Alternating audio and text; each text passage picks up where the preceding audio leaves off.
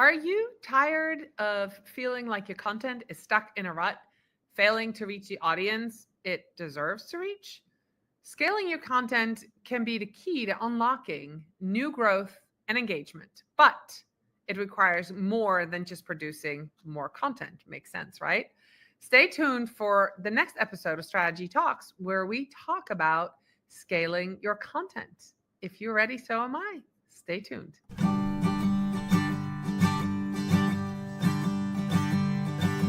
Let's strategize together. Let's hear it from an expert. Join the conversation, it's informative and free. You and me, let's talk some strategy.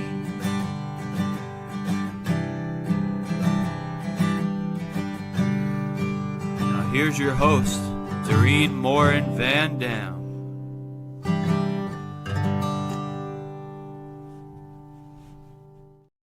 Hi, everybody. Another episode of Strategy Talks. I am so glad you're here with us. If you're here live, let us know in the comments whether you're joining us on Facebook, LinkedIn, or YouTube. For those of you who listen to Strategy Talks week after week, I want to welcome you to our listeners, our podcast listeners. We appreciate you. Without much further ado, we're going to talk about content scaling today. And my friend Donna is here. So I'm going to bring her right up onto the stage with me. Hi, Donna. How are you? Hey, Doreen. I'm great. Thanks for having me. Yeah, absolutely. We're going to talk about content scaling. Both you and I create a lot of content. Let's put this myth out of the way right away. Content scaling doesn't mean creating more content, just more, right? Correct. 100%. But everybody doesn't know that. So what is it? Let's talk about what you mean when you talk about content scaling strategies. Man, so if I talk to people and they are trying to figure out how to produce more, I always go back to the basics, and it's what's the goal? Every good content person will say, what is your goal? And if it is to gain more followers or to get more leads, you have to drill down a little bit more. And a lot of times people don't necessarily know what the more looks like. So just getting really granular with that goal. And then the second thing is, who's your audience? Are you talking to your audience? Are you saying the things that they want to hear? But if you don't know your audience, or you think your audience is different than who it actually is, it's a problem. And I'm sure you've seen it too. Like we have our own fan friends. So anytime we post, within 5 minutes, they're all liking it and loving it and commenting. Sure. But that's probably not our audience. But it's really cool when I look at anything that I produce on LinkedIn, and I am a terrible do what I say, not what I do. I don't produce a lot of my own content. I ghostwrite. My husband and I ghostwrite. He produces all of his content. But it's this idea of, who are we talking to? What second connections or third connections are out there, and looking into them and saying, oh, well, I wonder who this person works for and what they do. And what did I say about this post? So instead of just making content for content's sake, going back and saying, oh, what did all of these people really like about it? Why did they engage with this? And then let me talk more about that in depth. And it doesn't have to be, I was listening to your podcast earlier this week, and it doesn't have to be these highly produced videos. It doesn't have to be highly produced writing. You don't have to have an editor go through and edit it professionally for you. Just getting it out there done is better than none. Yeah, no, for sure. I 100% agree with that. Content scaling, I think the hardest step sometimes is the first one, right? Deciding that you're going to create content. So what is it in it for businesses? What are some of the outcomes of content scaling that people can expect before we start talking about what it looks like? Yeah, more eyes. You're reaching bigger audiences. From a value standpoint, I always start with value. From a value standpoint, what is the message that you want to get out there? And if you're actually getting that message out there, if you're producing the content, if you're putting yourself out into the world and giving it to the universe, then you're helping others, because you shouldn't be saying anything that's not valuable. That makes right. So as we're scaling content, let's talk quality of content, right? What does it look like when we produce more? Are we doing more content in less time? Are we figuring out quicker systems? Are we sacrificing quality? What are we doing? Yes. Yes to all of those things. I love that. Right. So I feel like authentic content is the best. And everyone's talking about authenticity in this age of AI. And it is really important. And everyone's authentic looks different. Sure. And at the end of the day, you just have to be you. And if that and I've seen it a lot with major creators, they avoid punctuation or there are typos. And some people would say, oh, that's poor quality content. But what are they actually saying? Can you look past the typo? Because they had this brilliant idea and they just put it out into the world as quickly as they could. And that's, like I said, as a writer, it drives me insane when I see typos but also I'm like, oh, I'm a perfectionist. And so I won't put stuff out there because of that and to get over that barrier. So quality looks different from different angles, but you could talk about the same thing several different ways. And people repost posts all the time that were really good. And you take this snapshot, and thanks to the algorithm, it's the snapshot in time that if you get a bajillion likes or comments or engagements or reposts, whatever that looks like for you, and you never talk about that again, or you never repost that again, then you're really missing out. And you don't have to go and create something new. You don't have to reinvent the wheel. You can just go back and look at some of those comments and say, oh, this is what this person took away. And you'll find a theme. There's always a trend in the comments on what you're speaking to. And that's a great way to either repost to figure out what you want to repost without creating something new, or to just dive a little deeper. Because if you're talking about it, likely you're an expert on it and you can go next level deeper. And the deeper you get, the more value you provide, the better quality your audience perceives it. All right. I have a question, and this is like a very tactical question. When you're talking about reposting it, would you recommend, because you don't really know necessarily, would you recommend reposting the same video or image with new copy, or would your first instinct be you reuse the copy and put a new image with it? As a copywriter, as a writer, what would you do? Okay, caveat, I'm not a social media expert, Okay. But if it performed well, I've tested out. That's the thing. So I would just rerun it. I wouldn't just copy paste it. Now, anybody is allowed to, in the comments, say, no, don't do that. But I'm a big believer in testing. You don't know until you do it. And then try it out. Now, when I say repost, I don't mean repost the next week. Pick a time, make it timely, make sure it's relevant at that time. And right. I think you would probably get dinged by whichever platform. I just do LinkedIn. If you were to repost the exact same thing all the time and people would get tired of seeing it. Makes sense at different times to post about something. And it could be a personal reason why you're reposting it. Maybe it's something that you learned at this conference and you attended another conference later that year and you wanted to repost about an experience or what you learned, and maybe you saw it mirrored at that other conference. And that wasn't a great example because the conferences like you to hashtag them, and that's very timely. Right. Sure. But something like that. Yeah. How important is it to understand and to look at metrics when you're trying to scale? What is something basic? If, say, maybe you're not a social media manager, maybe somebody's listening, watching, and they're a business owner, right? And they've got somebody working for them, a marketer, and they're like, I want to ask how my posts are performing and I want to scale. But what KPIs, what should they focus on? What should they ask their marketer to present to them? Because we all know, no matter what happens, you can skew a report either way or the other way, right? We can manipulate our numbers if we need to, and just close your ears if that's something that you don't want to talk about. But for sure, we know we can, right? Yes. So if you're not familiar with these numbers and what's happening, might see a couple more likes, but that's really not what we need. What are some of the things that we need to look at when we talk about getting ready to scale and repurpose and repost things? So something that I look at is the second and third connections.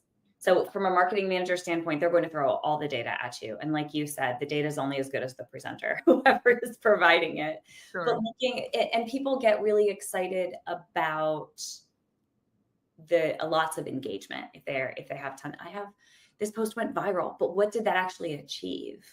What was the goal of the post? Was it to go viral? Was it to get more followers? Was it to get more leads? Was it to get downloads? What was the goal of the post? Was it just to put it out there? The best post that I ever did was me just being really pissed off about COVID, because my kids were babies when they got COVID.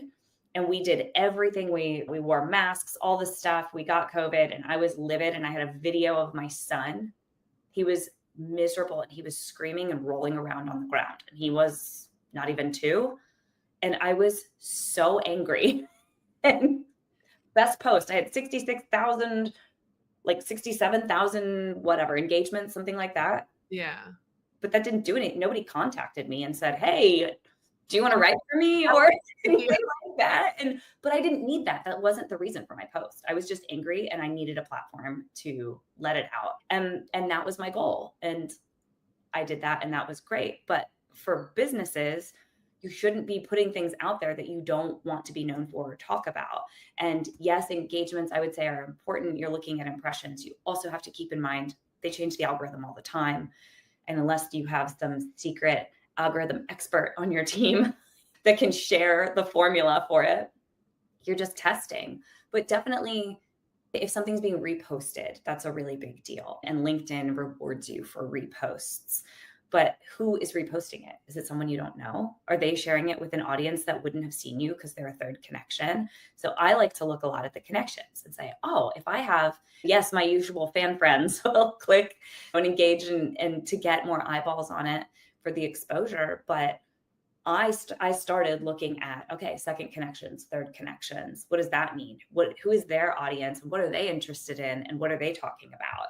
And that gave me ideas on, oh, I can dive deeper into this, or they don't know this, or this is an industry that I hadn't thought of, or a community maybe that might need support or help, anything like that. So I haven't really heard people talk that much about looking at the different, how many degrees away they are. I think it is a brilliant strategy, actually.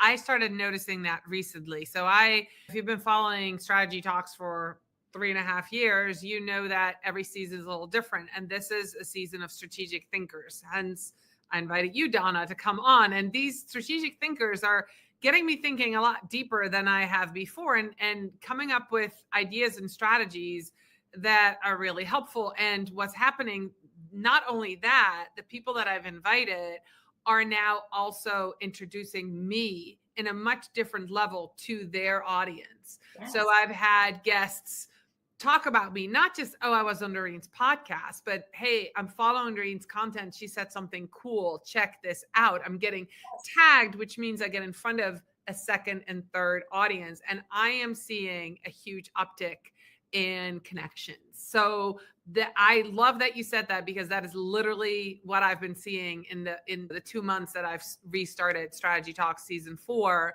is that this is like a new I feel like I've unlocked, I don't know what the name of the game is, but like next level thing, you got it, Doreen. And I think part of that is with the quality of people that you surround yourself with, but not just surround yourself, that you interact with on LinkedIn. So I love that. So let's go to automation. We're talking about content scaling strategies. We're in the age of AI, 2025. And a year ago, I would have asked you, and most people on my show said, oh, I might use ChatGPT. That's literally all I got. Now, everybody's using it for everything. You're a writer.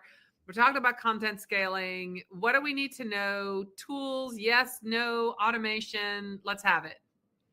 That was a question I got asked this week. I was at a conference this week, and every person that I talked to said, oh, you're right. Do you use AI? What are your thoughts on AI? Waiting for that. And I remember when AI first came out, and I told my husband, I was like, I'm never going to be able to have a job. Like, it's my job. I need to find a new career path. I need to go back to just digital marketing or something. No, you just need to learn to use the tool. And he was right. And we come up with prompts. You train AI. I will say we never copy and paste. It's more of an ideation tool. We use ChatGPT. We use a paid version. It's $22-ish a month, I think. But we also pair it with Grammarly now because Grammarly does a plagiarism check. So I would highly recommend, if you do the paid version of Grammarly, to run all your content through that. I don't love Grammarly as a tool in general because I think that it's wrong a lot with grammar. And also everything that we learned on how to write in elementary school is wrong. Like, you break all the rules now. You can start sentences with conjunctions. You can have a complete sentence that's not actually a complete sentence, like a full idea. It doesn't have to have a subject and a verb and all of these things. But that said, I do use ChatGPT. I use Perplexity a lot for research. That's the one I love for research, but also for some deep thinking and as a sparring partner, because I know you work with your husband. I work mostly alone. I've got a couple of assistants, but when I want to think about what questions am I going to ask my podcast guests, I don't just show up here. I look at your website, I get your bio, I look at the topic, you self-identify to me what you're an expert in. So I put all that information in Perplexity and say, this time I want to go deep, or this time don't go too deep because the topic is really hard. Like, I talked to Christopher Penn and we're going to talk about generative AI. And I'm like, I literally told the tool, we're not going to go deep. Like, the first question needs to be define generative AI to somebody who doesn't know what it is. And Christopher and I we did go deep, but not too deep. But with you, I was like, okay, I need to go a little bit deeper and get better questions. So yeah, absolutely. I use that tool too, but I love that sparring partner thing where, I just have a thought. What do you think of it? And it's really helpful. I love that one. It is. And I think people think when we talk about writing with AI, if I need a word or an example, or if I need to shorten something, I'm really wordy when I write. I'm not an organized writer off the bat. It outlines things for me. And then I look at the outline and it organizes my thoughts enough to take what it says and write it out myself. Like, I never copy and paste, or I come up with something and I can't get it quite right. And it'll give me that extra word, or I'll be like, I love this sentence that it has. And then I just rearrange it, or I make it my own. But it's great. It's cloning yourself a little bit. Mm-hmm. I'd like to think I'm smarter than AI. IQ wise, knowledge wise, I can pull up all the things that would take me hours. That's why I like Perplexity, and Perplexity provides the links. It provides the sources for you. I don't use Perplexity to write. Last time Chris Penn and I were together, he was showing me how to use Gemini to create speaker reels. And I thought that was really cool. I haven't gone any deeper into that since he showed me in November. I just haven't had time, but I think that's a different way because I hadn't used Gemini, and they're all basically the same. And you get more if you pay for more, as you know. Right. But if you just need to play around, you're not going to break it. I love that. That's a good quote. Just play around with AI. You're not going to break it. I love that. Yes. And so before you decide to pay for something, play with it. ChatGPT you can play with. You can't do all of the features, but just think, if you use it to a certain level, especially for people that are just starting out, or if they have really tight budgets, use all the free tools and find out which one you like best, and then pay for that next level. But I will say, if you were writing with an AI tool, get some kind of plagiarism check software, even if you have to pay for it, because that is going to keep a lot of those legal headaches out of the picture, or at least help keep those legal headaches out of the picture. Yeah. But I think that's really important. And then, like you said, a sparring partner, a lot of times we'll put in a prompt and we'll feed it information, and we'll say, answer yes when you've read this. Because sometimes it'll just start generating whatever it thinks it should. Mm-hmm. Like, if you just give it stuff, so you need to really reel it in. I haven't said this, and I feel bad about it, but my husband he won't get mad at me for it, but he'll tell me he's not a details guy. So if I text him the grocery list and I add anything to it, he's like, after that first text, like, I'm not scrolling down to look at the rest of the list. Even if you send it, consider it not there. And I was thinking about how I was doing something in ChatGPT the other day, and I was like, oh, I just need to talk to ChatGPT like it's a man, like more big picture, But if you give them the details, if you tell them exactly what you need it to do, it'll most likely do it to the best of its ability. And Right. that's not a slam on men. It's just how it is. I'm like, oh, Stephen needs me to tell him exactly, do this exactly, whatever that is. And you train ChatGPT like you would someone else to do your laundry. What can Right. go in the washing machine? What are the settings? What needs to be pulled out before it goes in the dryer? What are the dryer settings? Do you know what I mean? Like all the things, you have to really think about it. And when it comes to that, he was telling me, okay, if you make sure that you say, ask me any questions. What am I missing? Feel free to ask me questions if I don't give you enough information. And that, I feel, is that sparring side as well. Or what could be wrong with this? Mm-hmm. Might this upset? And that's off the top of my head asking who. I haven't asked who this might upset, but ask it to ask you questions, because that's a great way to plug in any holes or fill in any of those gaps. Yeah, I actually think that's one of what you just reminded me of is Christopher Penn saying, don't just ask what it should include. Actually ask these AI models what's missing. That's actually where you can use it the best. I have all this stuff. I have this content strategy, or I have this social media strategy, or I have this whatever strategy. What's missing? They're very good at finding the loopholes or the holes in what you have. So if nothing else, that's a good way to find those holes, by asking those questions. Absolutely. And if you're trying to scale and you're just blanking out on ideas, ask it to go deeper on one. So you have for content, what is content? Or how do I scale my content? And then you can break that down. You can do more on this platform, or you can change the medium, or you can atomize it. You can take one piece of content, like this podcast, like what you're doing. You have it on YouTube, you have it live streaming, it's going to be in podcast form. You could write a blog post on it if you wanted. You're going to take it and probably put it on LinkedIn to link to.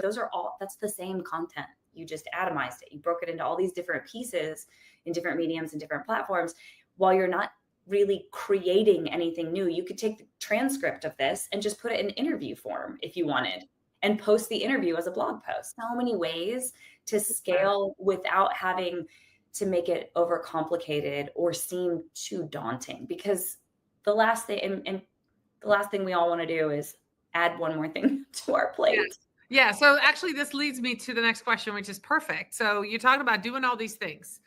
Is there a tool that you use or something specific to figure out how to automate and semi-automate, or at least record that workflow of what you just said? So for example, like you have a podcast and you get the transcript and you do an interview, it becomes a blog, and now it's a clip, and now it's, what process do you use? Because that's a great way to scale, right? To have a piece of content. And that's one of the reasons I've done this show for going on 4 years, is that it gives me enough content for every day of the week on every platform, right? Because we're talking about content scaling strategies.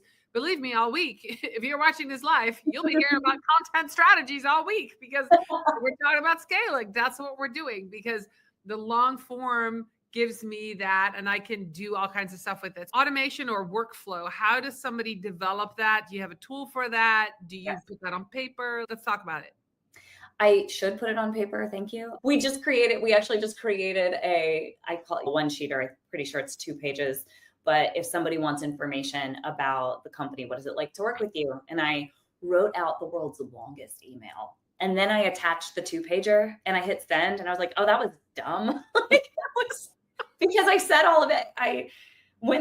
It was just too much. Okay. And then I was like, and that was the point of the 2-pager that I attached, 1-pager, 2-pager that I attached. But that made me outline our workflow at least. So in terms of, I guess I have the workflow down from the client side. So what do you get from me, and what can you expect timeline wise, and how many rounds of revisions and all of those things. And then for me, backtracking that. So my process is I get all the information as a writer, again, as a content writer. People will do it differently depending on their role. Sure.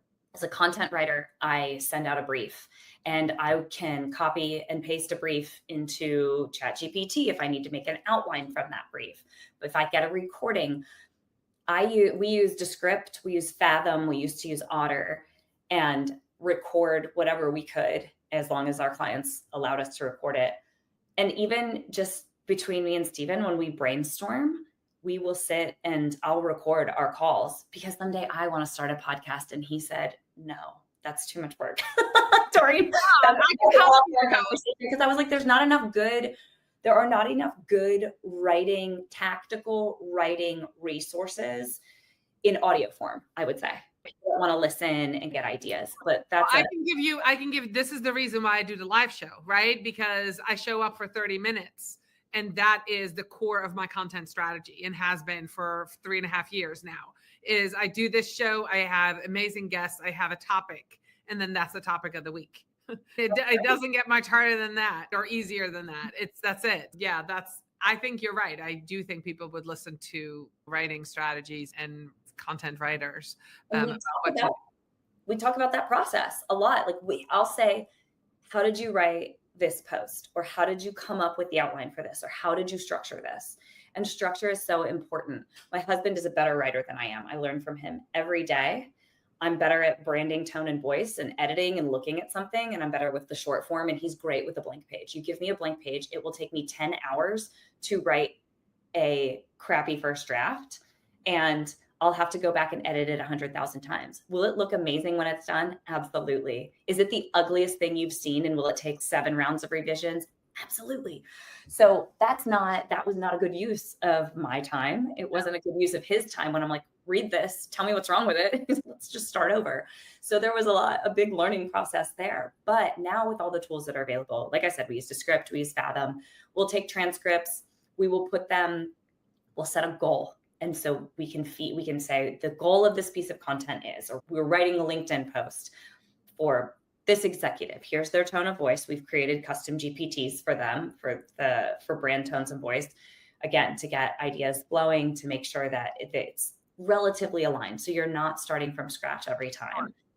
And from a scale perspective, it really helps because as anybody knows, if you have to start from scratch, that blank piece of paper every time, you're probably going to go clean the house. There's something else that you could be doing and feeling more productive with that instant dopamine hit or whatever it is. Like, oh, look, it's a clean house. Still a blank page. Yeah.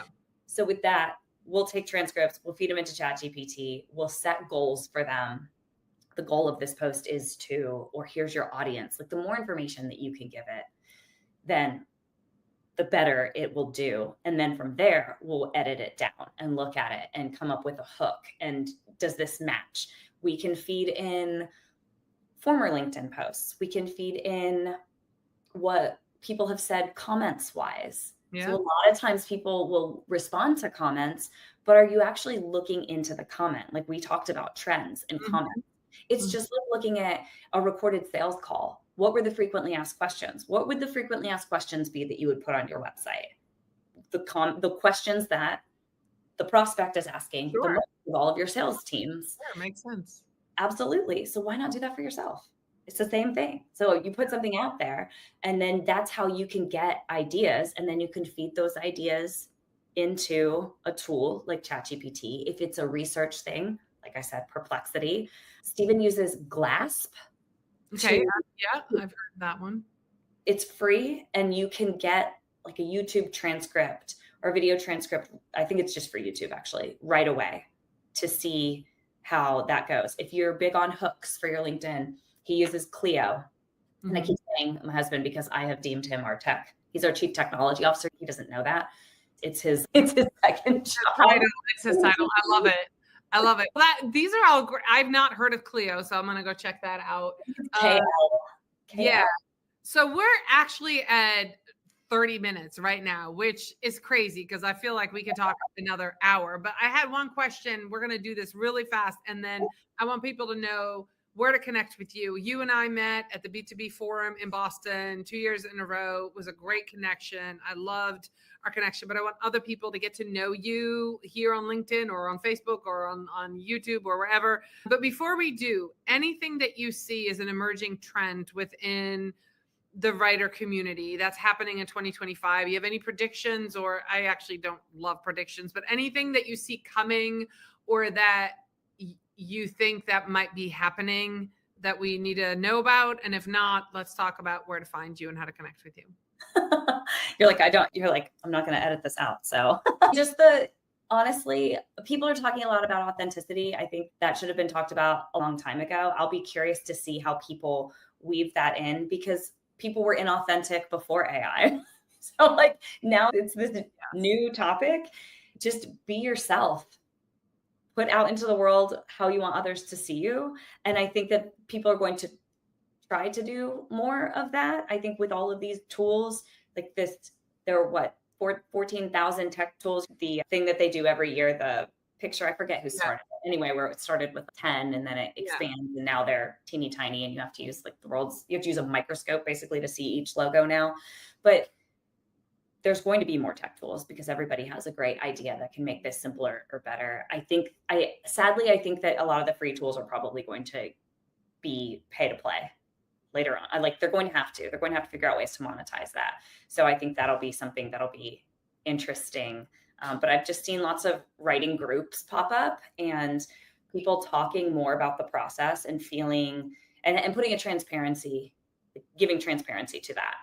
Okay. As opposed to just keeping it hidden because everyone's process is different. Everyone thinks differently. The outputs will be different. It doesn't make anyone better than anyone else. So I'll be curious to see from a writing standpoint, how much people talk about how much they share and how automated they'll make their writing because I know I'm not going to be automating my writing anymore. I think this would make a great podcast right here. This last piece, I'm going to send this to you, the transcript of this. And then convince you to create a podcast. We need that, Donna. Where can people meet you? You said LinkedIn, that is the place where you're most active. For those who are listening, can you just state your first and last name so they can look you up on LinkedIn? Absolutely. Donna Mostrom, Mostrom. Excellent. And I'm with Damn Smart Marketing. So if you look at that, you'll see the Damn Smart Marketing banner. Awesome. And I'll, of course, link to it in the show notes. If you're listening to this, they'll be in the show notes. And also, if you're watching this on the replay, if you stayed all the way to the end, we really appreciate you. Want to make sure that you know that we always appreciate our live watchers and listeners. If you have any further questions, please put them below in the comments. Donna and I will be monitoring and we'll be happy to answer anything about writing or any of the tools that she mentioned. And scale your content. Don't just produce more. Yes. Yeah. That's really what we talked about. What's the one takeaway? Just do that. Just do that. But I think it was a great conversation. I really appreciate it. And I'll be back next week with another episode of Strategy Talks and another strategic thinker. Thank you so much for being with us today. Bye, everybody. Thanks, Doreen.